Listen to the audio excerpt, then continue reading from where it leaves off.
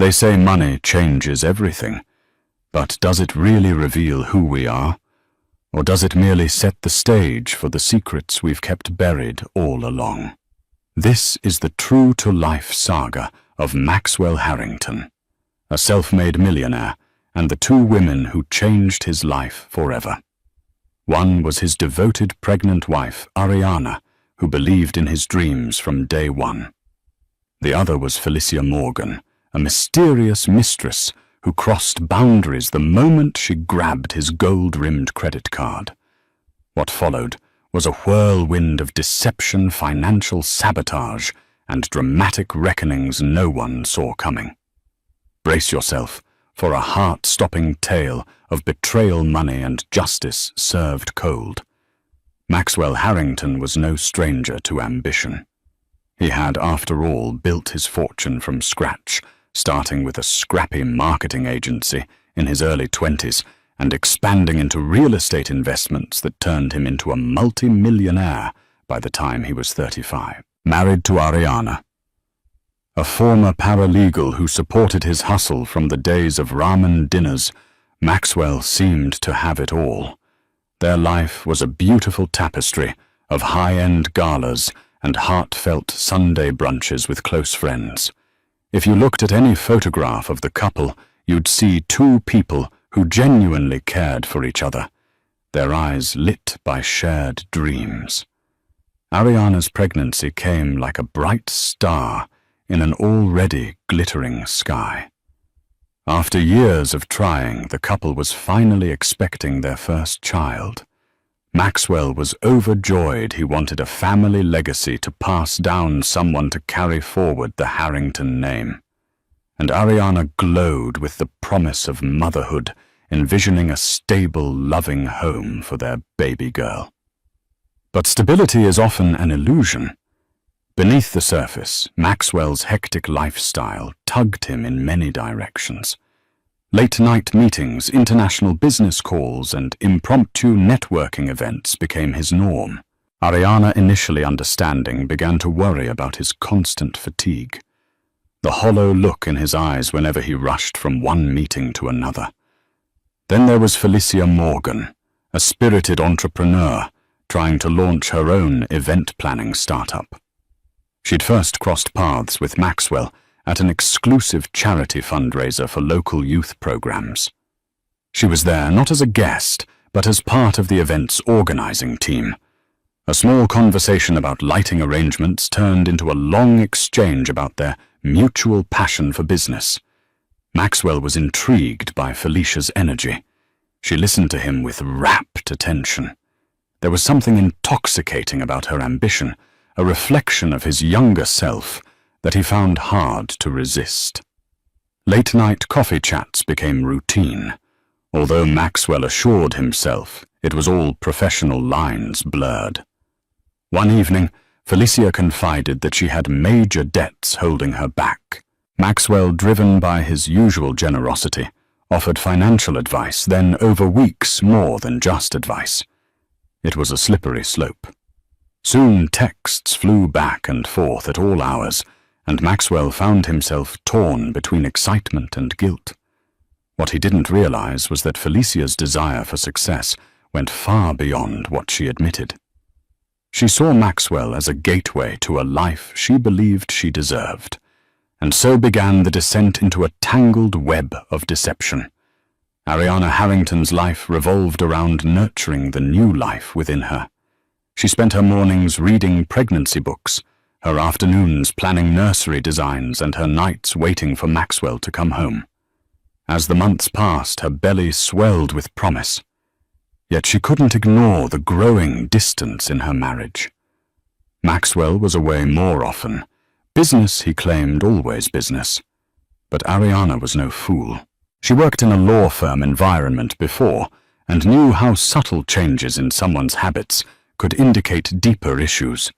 The suspiciously hushed phone calls, the random late-night texts, the way Maxwell sometimes drifted off in conversation, as though his mind was stuck somewhere else.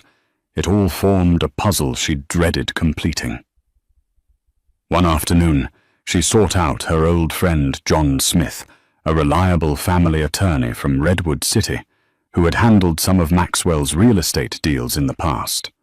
John knew the Harringtons personally. He'd been to their home for holiday parties and had seen how Ariana always had Maxwell's back even in the toughest of times. She didn't explicitly say she suspected an affair. Instead, she spoke about protecting their assets, especially now that they had a child on the way. John, ever the professional, offered sound advice suggesting prenuptial contract reviews, estate planning, and ways to secure the child's financial future. Ariana nodded, her face taut with anxiety. Across town, Felicia Morgan pushed forward in her budding romance with Maxwell, though she cloaked it under the veil of professional partnership. She invited him to walkthroughs of prestigious event venues, introduced him to potential clients who fawned over his success. Felicia was always by his side, beaming with pride, whenever she introduced Maxwell as her investor. The truth was, she had begun to rely on his steady flow of funds to cover her own expenses. Maxwell, enthralled by the excitement of it all, continued to write checks to back her budding enterprise. Over time, Felicia realized Maxwell's generosity had virtually no limit, at least none she had yet encountered. Feeling emboldened, she made a life-altering decision, one that would send shockwaves through every corner of Maxwell's world. Unbeknownst to him, she quietly memorized one of his credit card numbers one night while he was away from the table, leaving the glossy platinum card on the bar counter. It felt like the final step in claiming the sort of life she believed she was destined for. Ariana carried on at home, unaware of the storm brewing. She had no idea another woman had set her sights not just on her husband's heart, but on his wallet, an audacity that would spark a chain reaction no one could have predicted. It happened in a single audacious moment. Felicia Morgan, flush with confidence, placed an order online for a designer handbag using Maxwell's platinum credit card number. She reasoned it was a small expense compared to his wealth, and besides, wasn't she contributing to his happiness by being his muse, his companion, his source of adrenaline in a monotonous life? The handbag was her reward for all her hard work, or so she justified. Yet the thrill of this deceitful purchase was so intoxicating that she didn't stop at one. Within days, a string of high-end transactions followed: luxury shoes, exclusive skincare products, reservations at 5-star hotels for business meetings. Each time, Felicia felt a rush of power. She convinced herself Maxwell wouldn't notice a few $1,000s here or there. After all, he never seemed concerned about finances in general. But Maxwell's longtime accountant, George Whitmore, noticed the discrepancies. George was a meticulous man who had managed Maxwell's accounts for nearly a decade. He believed in accountability, especially given Maxwell's complex financial portfolio. When George spotted unusual spikes in credit card statements, charges that didn't match Maxwell's usual spending patterns, he grew alarmed. Discreetly, he raised the matter with Maxwell. Maxwell initially dismissed it, thinking it might be some business-related purchase he had forgotten about, or Ariana's new nesting expenses for the baby. But a few weeks in, the charges escalated beyond reason. Apprehension twisted in Maxwell's gut. He confronted Felicia, who quickly spun a tale of pressing business obligations, an emergency here, an investment there. Maxwell found himself in a moral quandary. On one hand, he felt betrayed that Felicia had used his personal card without explicit permission.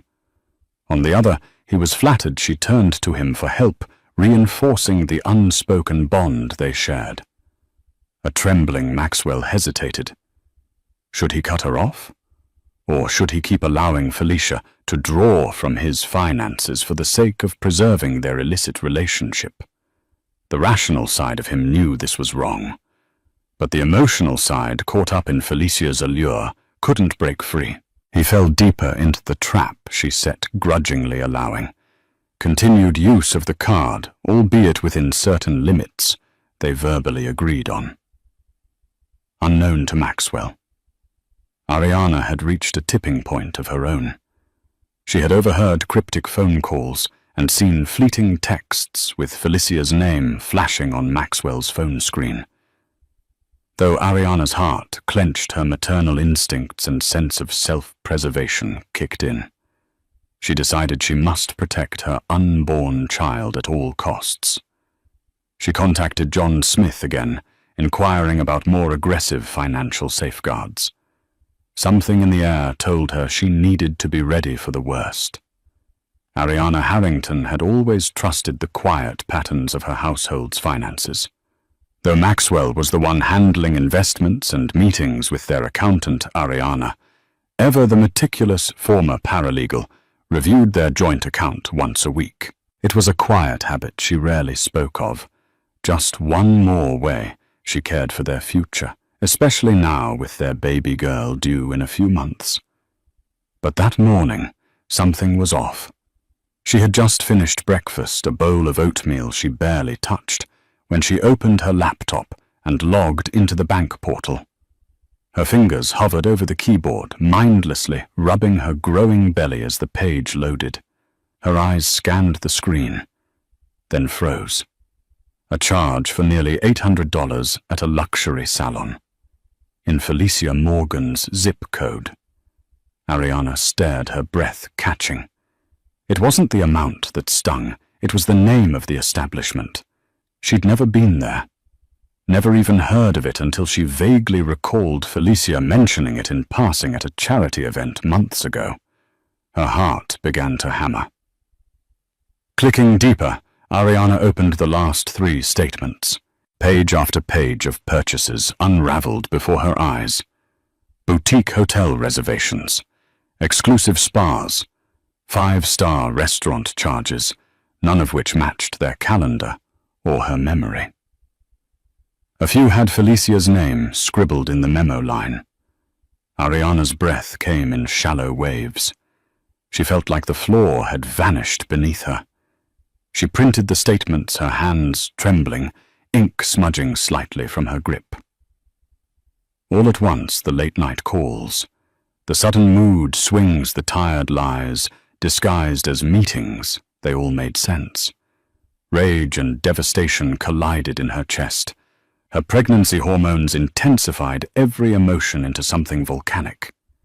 That night, she waited in silence. The dinner table was set for 2 baked salmon, sautéed asparagus, and a side of mashed sweet potatoes. The plates remained untouched as she sat still like a storm before eruption. Maxwell walked in just after 7, loosening his tie, looking as though he expected another quiet evening. The moment he saw Ariana's face, he knew. "We need to talk," she said sharply. The air grew thick. Within minutes, the table was covered in printed bank statements.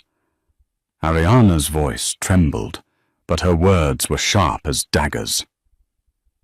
"Would you care to explain why someone named Felicia is making luxury purchases with our card? Don't insult me by saying it's for business." Maxwell stuttered, taken off guard. It's complicated." "No, it's actually very simple," Ariana snapped, standing up. "You let your mistress treat our accounts like her own personal piggy bank. While I'm here, carrying your child." Maxwell's eyes fell to the floor. It wasn't supposed to happen like this. She needed help. Help. Ariana laughed bitterly. "So now help means designer shoes and hotel rooms. Tell me, Maxwell, how many nights did you stay in those hotel rooms?" He opened his mouth, then closed it again.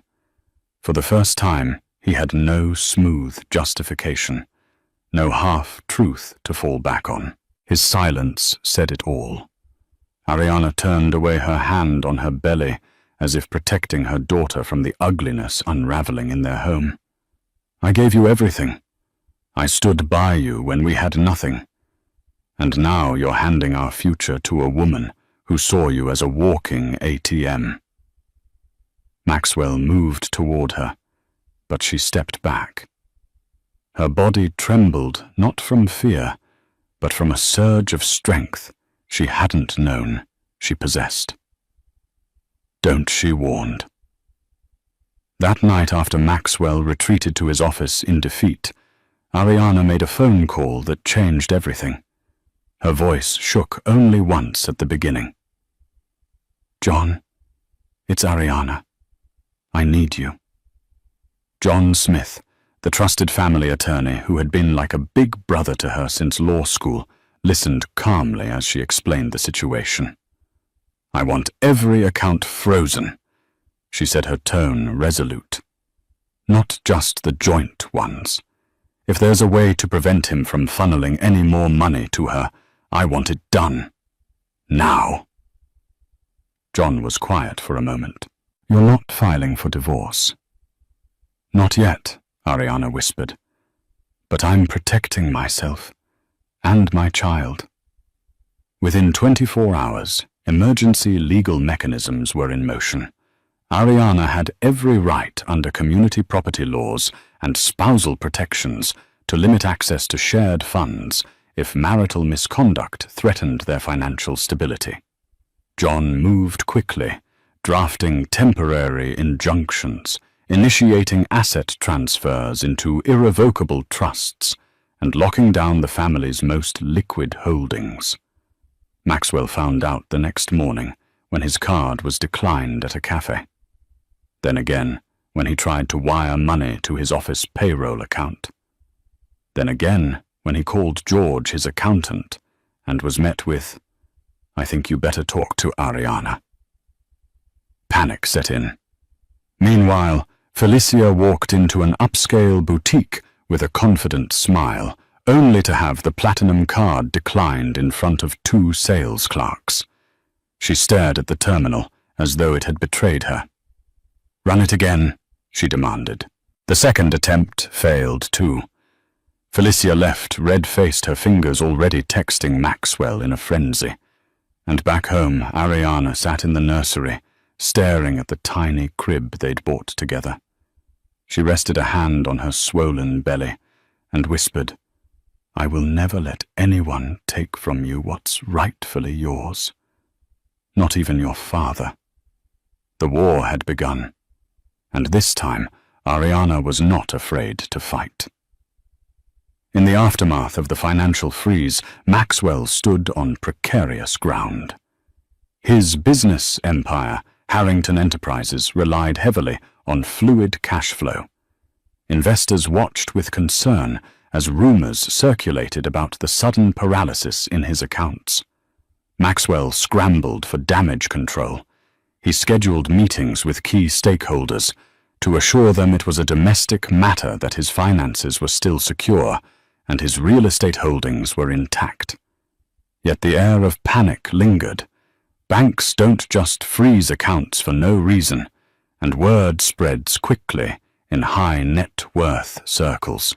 Meanwhile, Felicia Morgan was in a panic of her own. She'd built her budding event planning business on the assumption of Maxwell's continued support. Without it, vendors demanded overdue payments. Clients began questioning her reliability. Felicia tried to contact Maxwell repeatedly, leaving desperate voicemails, some tearful, some angry. When she finally managed to corner him outside his office, her voice shook with fury. "You promised to back me. Now you've left me hanging." Maxwell rubbed his temples in frustration. There was no easy solution. His wife Ariana, still reeling from betrayal, had not only frozen their joint accounts, but initiated a review of every financial transaction Maxwell had made in the past 6 months. Her attorneys filed preliminary motions in court, aiming to protect marital assets under the threat of potential divorce proceedings. Amid the chaos, Ariana wrestled with a whirlwind of emotions. She felt betrayed, but also worried for Maxwell's businesses. Above all, she feared the health toll this stress was taking on her unborn child.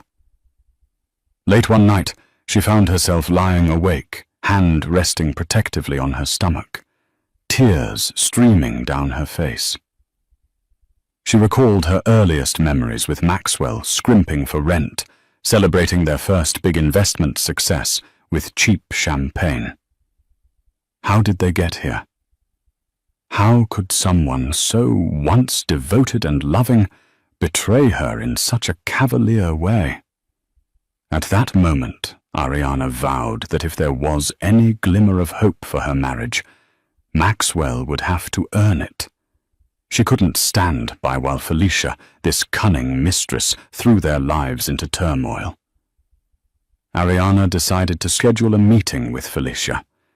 It was a bold move, possibly dangerous for her emotional state, but Ariana felt it was necessary. She needed to look her husband's mistress in the eyes and see exactly what kind of woman had so brazenly hijacked their finances. Maxwell, upon learning Ariana's intention, tried to dissuade her.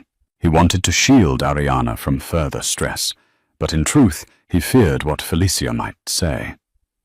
The stage was now set for a tense emotional standoff, a meeting that could either spark the path to redemption or ignite a final destructive conflagration. Ariana chose the cafe with care, a high-end spot tucked discreetly into a tree-lined block in Menlo Park. Elegant but understated, it was a place with soft jazz white marble counters and polished staff who knew better than to interrupt when emotions ran high. She needed neutral territory, not just for safety, but to steady herself. The idea of confronting Felicia Morgan, her husband's mistress, the woman who had siphoned money from their marriage like a parasite, felt surreal. But Ariana wasn't here for a fight. She was here for clarity. She arrived 15 minutes early, dressed with quiet power, in a black maternity dress that hugged her belly, her hair tied back in a no-nonsense bun. No jewelry other than her wedding band. Her makeup was light but sharp. She wasn't there to impress. She was there to send a message.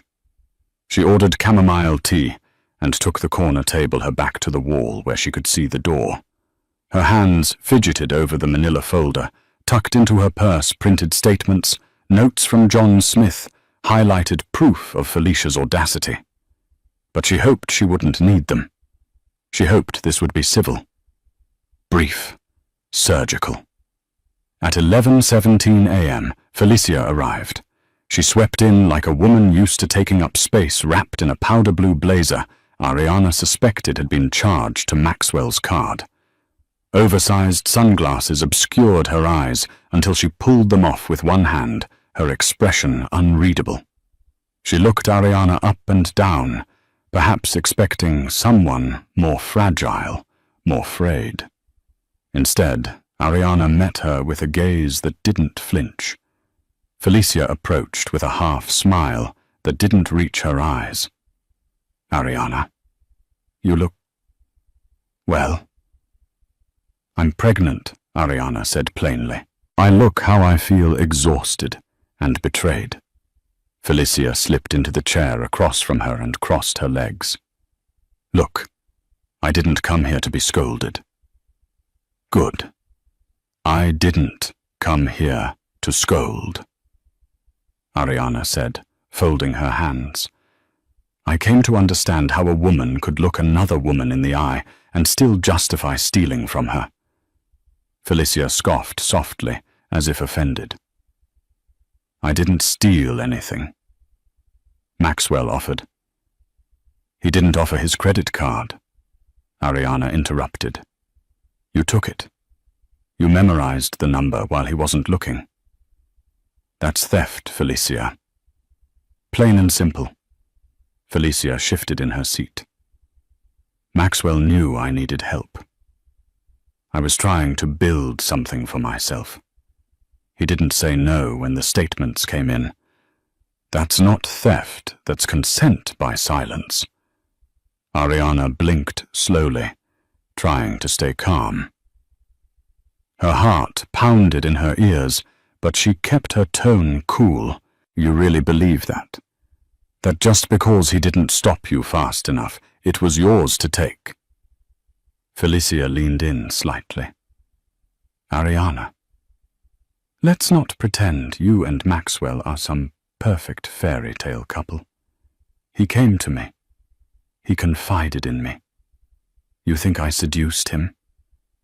He was already slipping away. A flash of heat shot through Ariana, but she kept her face neutral. My husband may have lost his way, but you lit the trail. Don't flatter yourself. Felicia straightened jaw tight.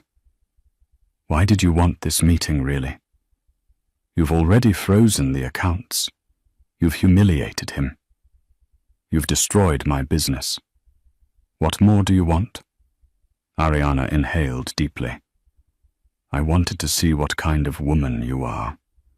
I wanted to look into the eyes of the person who knowingly walked into a marriage and helped rip it apart while pretending it was business. For a moment, the mask cracked. Felicia's confidence wavered. She reached for her cappuccino, which the waiter had placed without them noticing, and took a long sip. Then came the line Ariana would never forget. You're trying to hold on to something that's already slipping through your fingers. You think freezing his accounts and playing the legal card will make him love you again. It won't. If he wanted to stay, he wouldn't have left in the first place. The words hit like a punch, but Ariana didn't react. Not outwardly. She leaned in slightly. I'm not trying to win Maxwell back. I'm trying to protect my child from the fallout of your recklessness. That's the difference between us. You see love as a weapon or a transaction. I see it as a responsibility. Felicia looked away for the first time. Ariana reached into her purse and pulled out a single sheet of paper, an image of a transaction from Maxwell's card, for a $2,500 handbag. This is what you traded your dignity for. You're not building a business, Felicia. You're burning bridges with expensive matches. Felicia's lips parted, but she said nothing. Ariana stood slowly, sliding the paper back into her folder. Her legs trembled, but she forced herself to rise with poise. She looked down at Felicia and said in a voice both calm and cutting, You have days left, maybe weeks. But this ride is ending, Felicia. And when it does, you'll look back and wonder how it all fell apart. Let me save you the suspense. It started the moment you saw another woman's life and decided you deserved it more. She turned to leave, then paused. Oh, and one more thing if you try to retaliate through media or lawyers. Remember this, I'm a woman with nothing left to lose and everything left to protect. Ariana didn't wait for a response. As she stepped out into the California sun, the heat hit her like a cleansing fire. Her hands shook slightly, and her heart raced, but she kept walking one foot in front of the other. That chapter was closed. Whatever came next, divorce custody chaos, she would meet it head-on. Because the fight wasn't just about a man anymore. It was about a future, and no one was going to steal that from her. Back in his office, Maxwell faced a silent revolt among his own employees.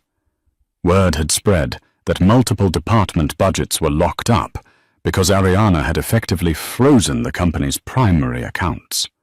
Some staffers whispered that Maxwell was distracted by a scandalous affair, while others worried for their job security. The corporate atmosphere grew tense, overshadowing the once celebratory environment where big deals were closed almost daily. On top of that, Felicia's event planning startup began to crumble. She had leveraged Maxwell's name to secure vendor contracts, but without a steady influx of capital, those arrangements fell through. Angry suppliers threatened legal action. Clients cancelled forthcoming events, refusing to pay Felicia's retainer fees since she no longer had the means to execute the lavish galas she'd promised. Alone in his plush corner office, Maxwell gazed out the panoramic window, watching the city skyline blur into a hazy mosaic. A sense of regret gnawed at him. He replayed every choice, every flirtatious coffee meeting, every hush-hush phone call with Felicia. The guilt pressed on his chest heavy as a stone. For all his business acumen, he had allowed a reckless affair to jeopardize not only his marriage, but also his reputation and the livelihoods of those who worked for him. Desperate for a solution, Maxwell dialed Ariana's number. She answered, her tone icy. He pleaded for a meeting, insisting he wanted to fix things for the baby's sake, if nothing else. Ariana agreed, but only under the condition that John Smith be present. Maxwell hesitated. Involving a lawyer felt like a barrier between them, but Ariana was unyielding. She needed legal protection and emotional distance, a buffer against the heartbreak. They met at John Smith's law office, a place that felt sterile and tense. Ariana looked tired, her hand cradling her baby bump protectively. Maxwell felt a pang of remorse seeing her so worn down. John laid out the terms for unfreezing certain accounts, but demanded full transparency of Maxwell's finances, including all transactions to Felicia. Maxwell had no choice but to comply. The alternative was to watch his empire collapse further. As Ariana listened to the enumerations of Felicia's expenses, each designer purchase, each extravagant meal, she realized just how deeply Maxwell had been financing another woman's lifestyle. Tears of anger and despair welled in her eyes. In that moment, Maxwell saw the depth of the pain he had inflicted upon the woman who had always stood by him. John requested a recess, giving Maxwell and Ariana a moment alone in the conference room. Maxwell reached for Ariana's hand, but she pulled away. The silence was deafening. The fate of their marriage and Maxwell's future hung in the balance, waiting for Ariana's decision. The next day brought an unexpected development. Felicia Morgan showed up at Harrington Enterprises, refusing to leave the building until she spoke to Maxwell. Security tried to deter her, but she caused a scene in the lobby loud enough for curious employees to gather. Eventually Maxwell appeared, his face taut with frustration. He escorted Felicia into a private conference room. There she broke down, tears streaming down her cheeks as she recounted how her fledgling business had all but collapsed. She was being harassed by creditors, and she had no money left to keep her apartment. Felicia demanded Maxwell give her a final severance so she could start over. Her tone, halfway between desperation and threat, suggested she might go public with their affair if he didn't comply. Maxwell was stunned. The woman who once charmed him with her ambition now revealed a manipulative streak far darker than he'd imagined. Backed into a corner, he felt a sudden rush of anger.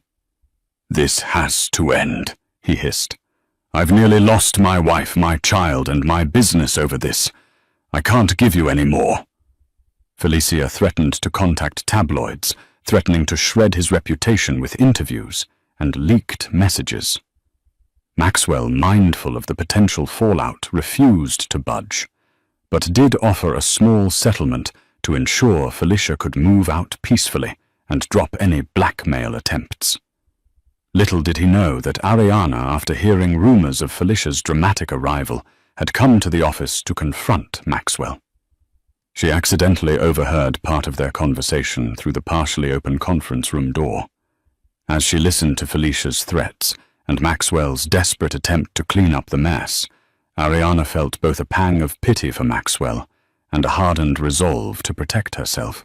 When Maxwell exited the room, he found Ariana standing there, her eyes cold yet sad. She turned away without a word, heading for the elevator. Maxwell rushed to follow her, but she was gone before he could explain anything.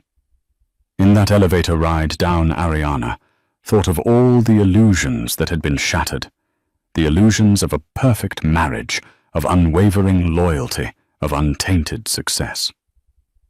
That evening, Ariana called John Smith and instructed him to move forward with an aggressive legal strategy.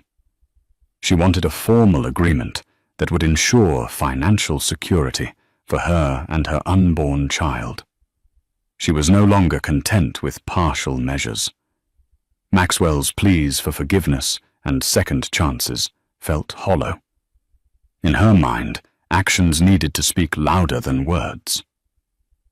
While Maxwell grappled with his crumbling personal life, the walls began closing in on Felicia Morgan. She discovered that certain details of her manipulative behavior, like using Maxwell's credit card without explicit permission, could lead to legal repercussions. Moreover, Maxwell's final offer of a settlement was nowhere near the extravagant sum she had hoped for. Fear, anger, and regret churned inside her, driving her to reckless decisions. She confided her troubles in her only close friend, Tara Nguyen, a public relations specialist who once assisted her in event promotions. Tara, upon hearing Felicia's plan to possibly sell her story to the tabloids, warned her that might get you short-term cash, but you'll become persona non grata in this industry. No high-profile client will ever trust you again. Felicia hesitated.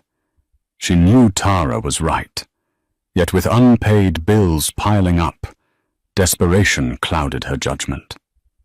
At the same time, Maxwell's legal and financial nightmares grew. Ariana's lawyer sent him a draft settlement that was substantially more than just spousal support. It demanded that Ariana become the primary beneficiary of multiple key assets, ensuring she and the baby would be protected. Maxwell's pride was wounded. Everything he'd built might end up under Ariana's control, yet he lacked leverage. He had no moral high ground to stand on. Feeling the immense weight of his choices, Maxwell arranged a sit-down with Ariana this time, without lawyers. In the living room of their once happy home, he confessed his wrongdoing in a halting, remorseful voice. He apologized for betraying her, for jeopardizing their child's future. Ariana listened, arms folded, tears brimming. "I want to trust you," she whispered. "But I can't if you keep Felicia in your life." Maxwell promised it was over.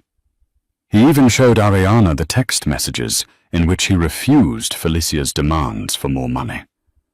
Over the course of that conversation, Ariana sensed his genuine regret. She allowed a small crack in her fortress of anger, but the road to reconciliation, if any, would be long and uncertain. She left that meeting with a heavy heart, telling Maxwell she needed more time to think and that the current legal arrangements would remain in place until she felt secure. Meanwhile, Felicia took a daring step. She contacted a freelance journalist who specialized in wealthy scandals. Though she stopped short of giving a full tell-all, she hinted she had juicy information about a millionaire's extramarital affairs, shady financial dealings, and a pregnant wife scorned. If the story broke, it could catapult Felicia into the public eye, but it could also backfire spectacularly. The seeds for the next chapter of turmoil had been sown. Amid the swirling rumors, Ariana's health took a downturn. She experienced early contractions one evening and had to be rushed to the hospital. Maxwell, informed by Ariana's distraught mother, abandoned everything to be by her side. Outside the maternity ward, he paced anxiously, haunted by the realization that his reckless actions might be placing Ariana and their child at risk. When Ariana stabilized, the doctors advised strict bed rest for the remainder of her pregnancy. Stress was her enemy, they warned, and any emotional upheaval could trigger premature labor. Maxwell felt an overwhelming sense of guilt and responsibility. Watching Ariana lie there, exhausted and tearful, forced him to confront the magnitude of his betrayal. While Ariana recuperated in the hospital, Maxwell took a crucial step. He convened a meeting with his lawyer, George the accountant, and John Smith.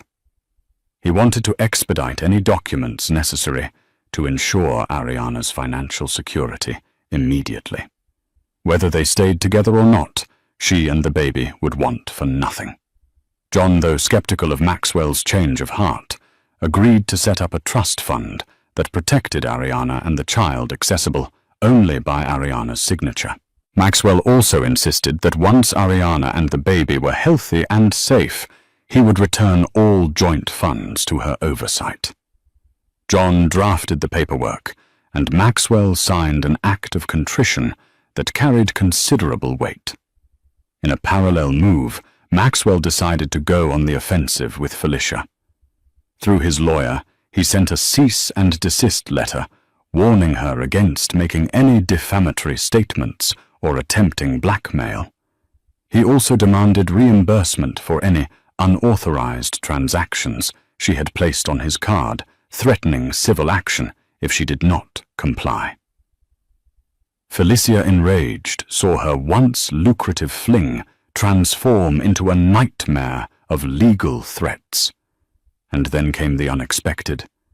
Felicia discovered she too was pregnant. Shock and terror washed over her in equal measure. She wasn't sure if Maxwell was the father, but if he was, it could change everything. Confusion gnawed at her. Was this a stroke of luck that might restore Maxwell to her side, or was it yet another layer of complication that would destroy them both?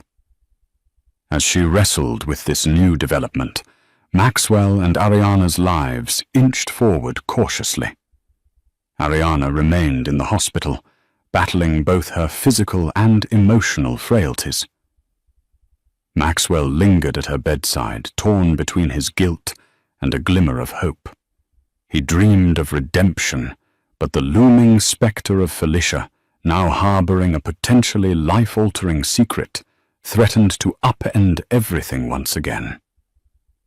Felicia Morgan's possible pregnancy became the catalyst for a whole new wave of tension.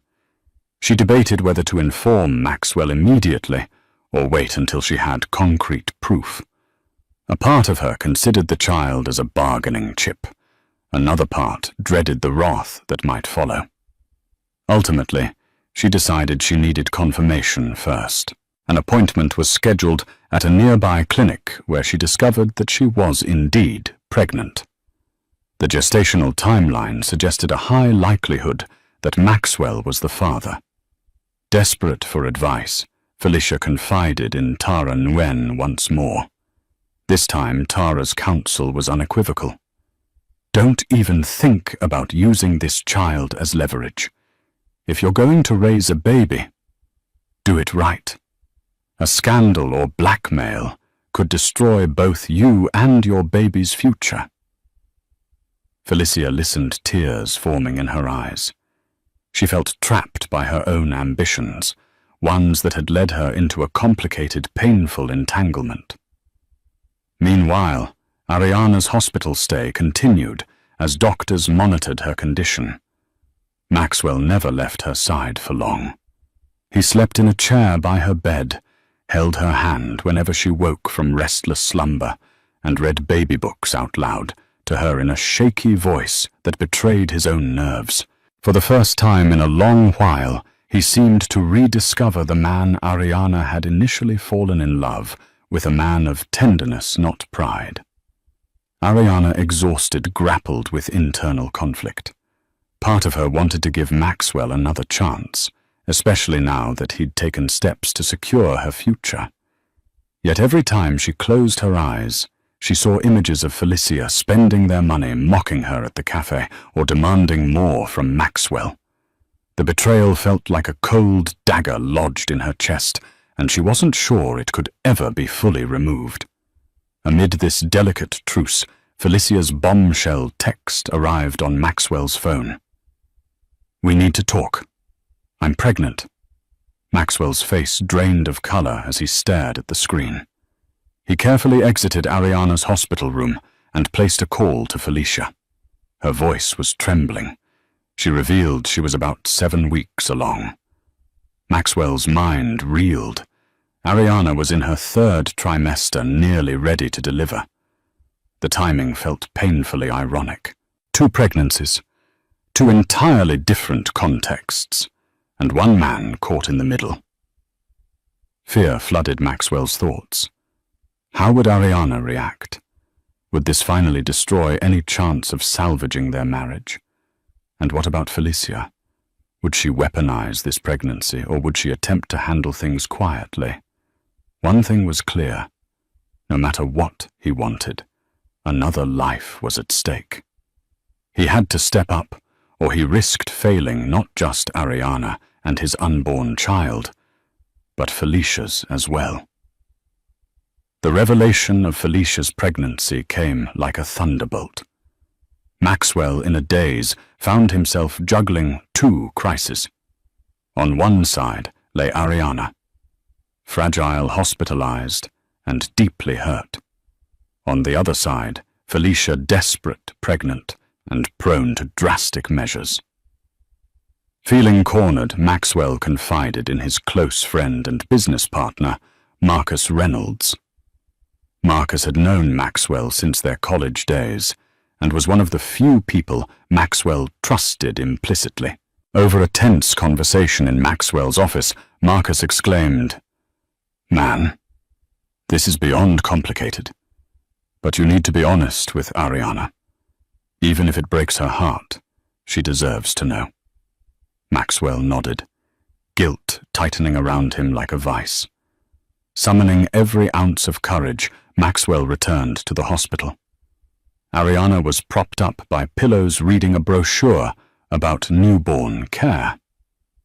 He sat beside her and gently held her hand. Slowly, he told her everything, that Felicia was pregnant, that he wasn't 100% certain it was his, but the timeline suggested it might be. He expected an outburst or tears, but Ariana's reaction was eerie calm. She listened, closed her eyes for a moment, and then said, "I can't do this right now. Please just let me rest." That night, Ariana barely slept. She stared at the tiled ceiling, fear and fury twisting in her mind. The next morning, she contacted John Smith to see if any new legal provisions could be put in place if Felicia indeed had Maxwell's child. John explained that the legal waters could get murky, especially with paternal rights, child support, and custody.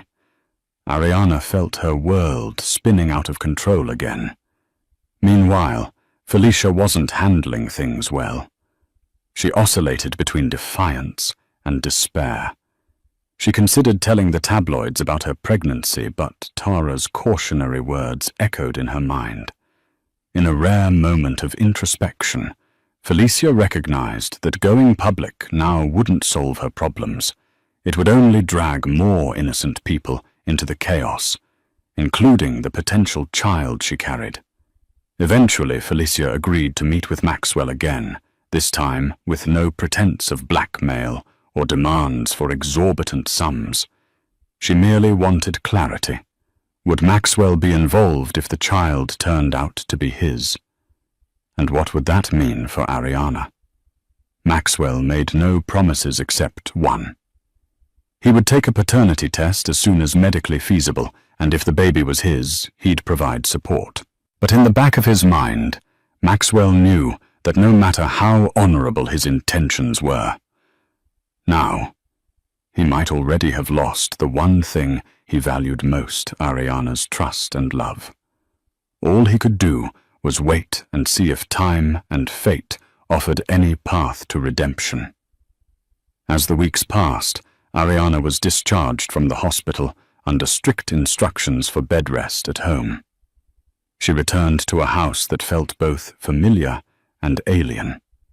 The nursery remained decorated in soft pastel hues, a hopeful sign of the new life soon to arrive. Yet every corner of the home seemed haunted by memories of betrayal. Maxwell moved into a guest room at Ariana's insistence. Their interactions were polite but distant. He took care of chores, managed her medications, and tried to ensure she had minimal stress. Yet the unspoken tension between them lay like a chasm. The only thing keeping them together was their shared concern for the baby's imminent arrival. One afternoon, Ariana's mother, Helena, came to visit. Helena was a warm, comforting presence, and Ariana found temporary solace in her mother's familiar embrace. Helena spoke frankly. "I can't tell you what to do, but I can tell you that life's too short to live in bitterness. Whether you forgive Maxwell or not, focus on your health and the baby's." Ariana sobbed into her mother's shoulder, torn between lingering affection for Maxwell and the acute sting of his betrayal. In another part of town, Felicia coped with morning sickness and a mounting sense of isolation. She'd cut ties with most of her professional contacts, humiliated by her downfall. She seldom left her small apartment, which she could barely afford. Maxwell's minimal financial assistance helped with prenatal vitamins and checkups, but nothing more substantial was set in stone until a paternity test confirmed the child's father. Eventually, Felicia scheduled the paternity test for when she was far enough along. Maxwell complied, slipping out from Ariana's watchful eye for the hospital visit. Days afterward, the results arrived by courier at Felicia's doorstep. Her hands trembled as she opened the envelope, scanning the lines of text that would either tether her to Maxwell forever or release her from his life. The result: 99.9% probability of paternity. Maxwell was the father. Shaken, Felicia called Maxwell immediately. He answered, bracing himself. When she confirmed the result, he felt both dread and duty. He had no choice but to inform Ariana, and the mere thought of that conversation made his stomach churn. The reality that he would soon have 2 children, one within a marriage on the verge of collapse, and another with a mistress he was no longer sure he even liked, was almost too much to bear. News of the confirmed paternity set the final gears of fate into motion. Life was about to become more complicated than any of them had ever imagined. It was 3 days before Ariana's due date when Maxwell delivered the dreaded news. Felicia's paternity test confirmed the baby was his. Ariana listened in stunned silence, her face pale. She pressed a trembling hand against her belly, as if to shield her unborn daughter from the heartbreak unfolding. The emotional toll proved too much. She went into labor prematurely that very night, her body racked by contractions that came in fierce waves. Panicked Maxwell rushed Ariana to the hospital. The hours that followed were a blur of bright lights afore drips and encouraging nurses. Ariana's labor was complicated by her high blood pressure, but after a grueling night, she delivered a baby girl, Mia Harrington. The moment Maxwell held his daughter, a seismic shift occurred in his heart. A wave of unconditional love washed over him, followed by overwhelming remorse. He made a silent promise to his newborn child. He would be a better man. Yet the miracle of birth did not erase the heavy realities beyond the hospital walls. Once Ariana stabilized, Maxwell gently asked if she would allow him to put Mia's name on the birth certificate. Ariana agreed. Despite her anger and pain, she knew Maxwell was still the father of her child.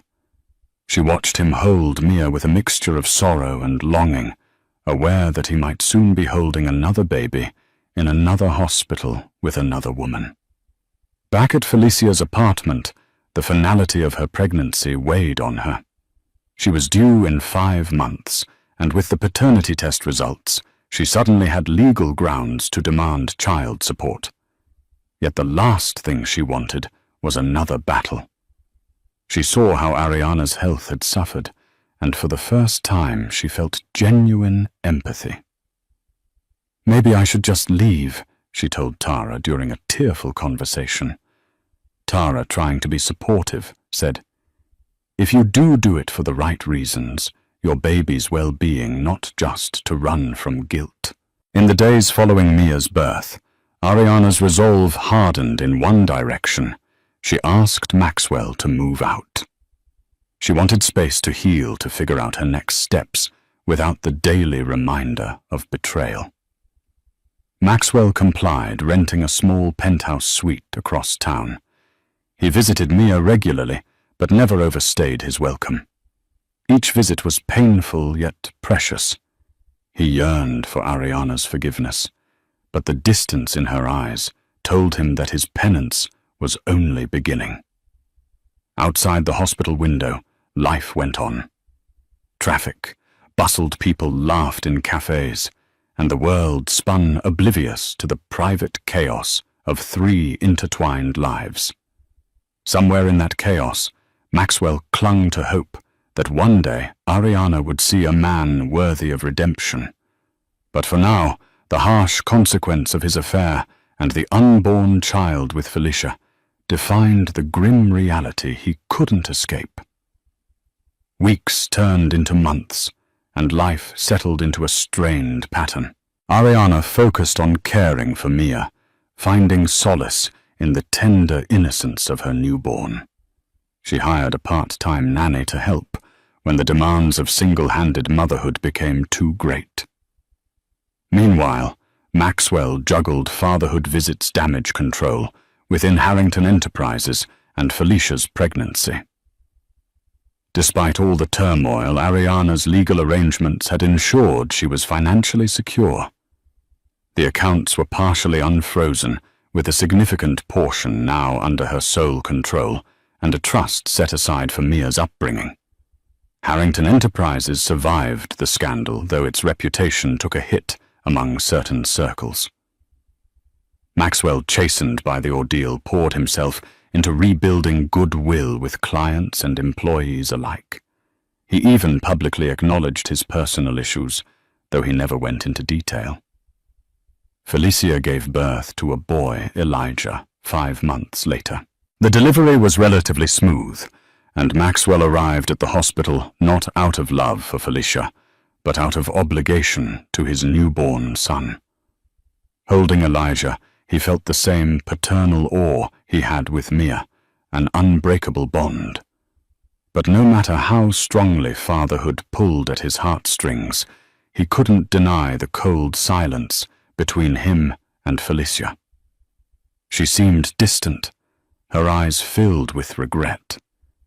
Perhaps realizing that even motherhood couldn't magically fix the fractured relationships or her tarnished reputation. A quiet agreement emerged. Maxwell would support Elijah financially, ensure he had every opportunity in life. Felicia, for her part, would not push for further interference in Maxwell's affairs or Ariana's domain. She contemplated moving out of state to start anew, which might allow all parties involved a chance at healing in their own way. In the ensuing months, Ariana gradually found her footing as a mother. She remained cordial with Maxwell, allowing him regular visits with Mia. Yet their marital status hung in a delicate balance. Ariana wasn't sure if she could ever fully forgive him, nor was she certain about pursuing a divorce. They attended a few counseling sessions, but the emotional scars ran deep. It would take a tremendous effort, and perhaps a miracle for them to rebuild. As for Felicia, she quietly slipped out of the social scene. Rumor had it, she moved to a small town in Northern California, living off a modest child support payment, and trying her best to provide for Elijah in a fresh environment. The hush of her departure was a stark contrast to the brazen steps that once set this entire saga in motion. For Maxwell Ariana and Felicia Karma had played its course, swift, brutal, and unrelenting. Each was left with a piece of the wreckage, and a chance, however slim, to forge a different future. The question remained, would they ever find true peace, or would the ghosts of their choices linger indefinitely? In the end, all three paid a steep price for their roles in this tumultuous affair. Ariana, betrayed yet strong, discovered a reservoir of resilience she never knew she possessed. Maxwell, humbled and contrite, learned that true wealth lies not in bank accounts, but in the relationships we nurture. And Felicia, once intoxicated by power and material gain, found herself rethinking what success and happiness truly mean. This roller coaster saga of love, betrayal, and cold financial retaliation reminds us that actions carry consequences beyond what we can see in the moment. It's a cautionary tale. Building a life on deceit may yield instant gratification, but the eventual price is almost always higher than we can afford. If you found this story compelling, please give the video a thumbs up, share your thoughts in the comments, and subscribe to our channel for more real-life dramas and eye-opening tales. Your support keeps us going.